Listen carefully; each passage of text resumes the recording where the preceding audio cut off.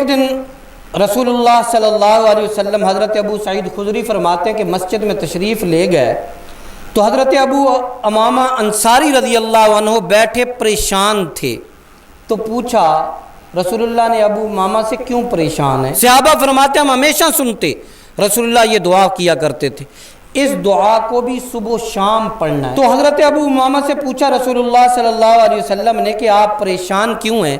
تو کہنے لگے یا رسول اللہ میں مقروض ہوں، میرے سر پہ قرضہ ہے، قرض نہیں اتر رہا اور قرض کی مجھے فکر کھائی جا رہی ہے۔ رسول اللہ نے فرمایا کہ ابو امامہ آپ کو میں ایسی دعا نہ بتاؤں جس دعا کے کرنے سے اللہ آپ کا قرض بھی دور فرما دے گا اور فکریں بھی دور فرما دے گا؟ تو حضرت ابو امامہ نے فرمایا یا رسول اللہ ضرور بتا دیجئے۔ تو رسول اللہ نے یہی دعا کی، دعا سکھائی جو صحابی فرماتے ہیں کبھی رسول اللہ اس دعا کو نہیں چھوڑتے تھے۔ ایک ایک لفظ ہے، ایک ایک لفظ اور میری زندگی کی کہانی ہے۔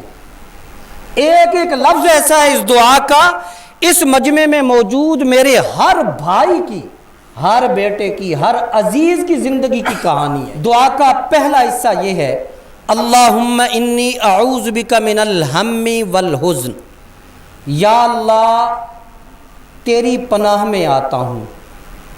جب بندے کو ڈر ہو کہ مجھے یہاں بھی خطرہ ہے، یہاں بھی خطرہ ہے، یہاں بھی خطرہ ہے، تو ایسی جگہ ڈھونڈتا کہتا ہے یہاں یہ خطرے کم ہو گئے، ایسی ہے نہیں۔ تو پناہ سے مراد یہ ہے کہ اللہ میں تیری حویلی میں آ گیا، یا اللہ میں تیرے قلعے میں آ گیا۔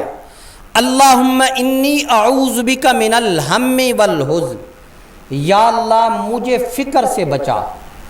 اب کوئی فکر لگ جائے نا تو کئی لوگوں کو پوچھتے ہیں یار آپ کی صحت کیوں خراب ہو گئی، بتا نہیں سکتے، اور کسی دوست کے سامنے بیٹھے ہوں تو کہتے ہیں فکر کھائے جا رہی ہے، قرض ہے اتر نہیں رہا، کچھ فکریں خام خواہ کی سر پہ آ گئی۔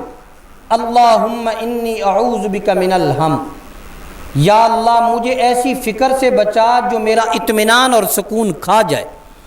والحزن، اللہ ایسے غم سے بچا جو میرا اندر کھوکھلا کر دے۔ کئی دفعہ کوئی غم لگتا ہے نا، بیٹا چلا گیا تو اب بھئی اللہ نے لیا ہے، انا للہ بھی پڑھ رہے ہیں اور غم زدہ بھی ہے، غم نکل نہیں رہا۔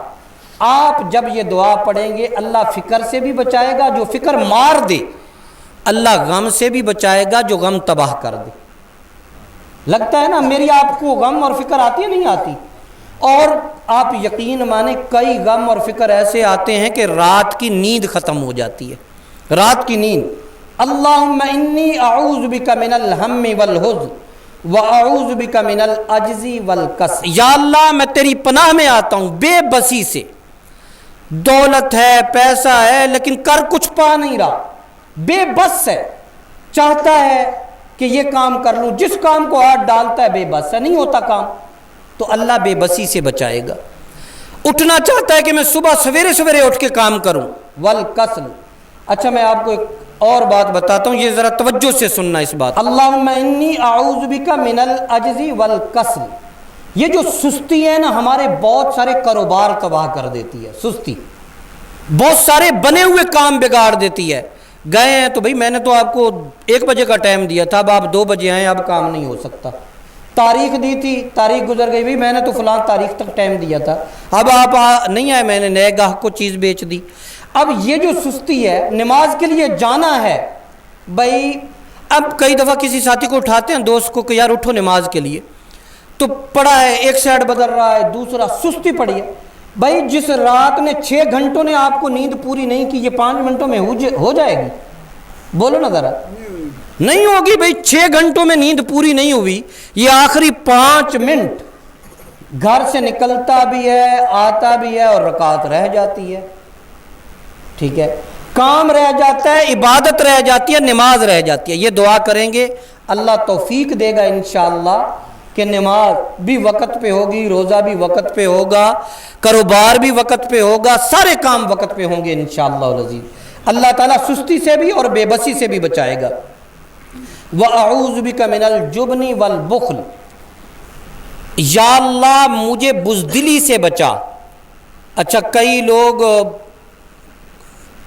کتے سے بہت ڈرتے ہیں، اندھیرے سے بہت ڈرتے ہیں، چڑھائی سے بہت ڈرتے ہیں، اترائی سے بہت ڈرتے ہیں۔ اکیلے نکلنے سے بہت ڈرتے ہیں، گھر میں بیٹھے ہوں گے تو ڈریں گے۔ اور خوف اتنی بڑی مصیبت ہے کہ حضرت ابراہیم علیہ السلام نے جو قربانیاں دینے کے بعد اللہ سے سب سے جو پہلے چیز مانگی وہ امن مانگا۔ خوف کے متضاد کیا ہوتا ہے؟ امن۔ امن نہ رہے تو کیا ہوتا ہے؟ خوف۔ تو یہاں دعا کی گئی کہ یا اللہ مجھے خوف سے بچا، بزدلی سے بچا جو خوف کا باعث بنتی ہے۔ اور اگلا حصہ ہے من الجبن والبخل، یا اللہ بخل سے بچا۔ پیسہ بہت ہے، بینک میں پڑا ہے، روز اٹھ کے پیسے کی تجوری دیکھتا ہے، بینک کا سٹیٹس چیک کرتا ہے، لگا نہیں سکتا، نہ اپنی اولاد پہ، نہ اپنے دسترخوان پہ، نہ اپنے کپڑوں پہ، نہ اپنی سواری پہ، نہ کھا اچھا سکتا ہے۔ پیسہ بڑا ہے، کھا نہیں سکتا، اپنی آخرت نہیں بنا سکتا۔ آخرت نہ بنانا بھی بخل ہے، بخل۔ اور سب سے برا بخل یہ ہے آپ کروڑوں کے مالک ہوں اور آپ دین پہ لاکھوں نہ لگا سکیں۔ آپ کے پاس کروڑوں ہوں اور دین پہ لاکھوں لگاتے ہوئے ہاتھ کانپے، دین پہ خرچ کرتے ہوئے کپ کپی۔ بدترین بخل ہے دین پہ خرچ کرنے سے گھبرانا۔ بھائی اللہ نے دیا تو آپ نے اللہ کا دیا ہوا واپس لوٹایا۔ انشاءاللہ یہ دعا کریں گے تو اللہ بڑا دل دے گا، حضرت ابو بکر صدیق کی طرح انشاءاللہ۔ اپنے اوپر بھی خرچ کر پاؤ گے اور اپنی آخرت کے لیے بھی خرچ کر پاؤ گے۔ وَأَعُوذُ بِكَ مِنْ غَلْبَةِ الدَّيْنِ وَقَهْرِ الرِّجَالِ، اور غلبت الدین، یا اللہ مجھے قرضے میں دب جانے سے بچا، قرضے میں دب جانے سے بچا۔ اور آپ یقین مانی میرے نبی پاک صلی اللہ علیہ وسلم نے فرمایا تمہارے کپڑوں پہ پیوند لگے ہوں، یہ بہتر ہے کہ آپ نے اپنے سر پہ قرضہ لے لیا ہو۔ قرضہ لینا سب سے مشکل کام، دینے کی ترغیب دی لیکن لینے سے میرے محبوب پیغمبر نے بھی روکا۔ غلبت الدین کہ قرضے میں دب جائیں، وقہر الرجال، اور یا اللہ مجھے کسی شخص کے میرے سر پہ مسلط ہونے سے بچا، کوئی ظالم ہم پہ مسلط ہو گیا۔ یہ جو سود خور ہوتے ہیں جو آپ کو سود پہ پیسے دیتے ہیں، یہ بھی اسی کا حصہ ہے۔ آپ انشاءاللہ اگر یہ دعا کریں گے وقہر الرجال، یہ جو مسلط ہوتے ہیں سود کی شکل میں، اللہ اس سے بھی آپ کی حفاظت فرمائے گا انشاءاللہ العزیز، اس دعا کی برکت سے کہ آپ سود کے ذریعے پیسے نہیں حاصل کریں گے انشاءاللہ العزیز۔ پڑوسی برا مل گیا، وقہر الرجال، کاروبار میں شراکت دار برا مل گیا، کوئی دکاندار برا مل گیا، خام خواہ رستے میں چلنے والا کوئی سر پہ مسلط ہو گیا، یہ دعا اللہ سے مانگیں۔ یہ اللہ سے صبح و شام مانگیں گے، فائدہ کس کا ہوگا؟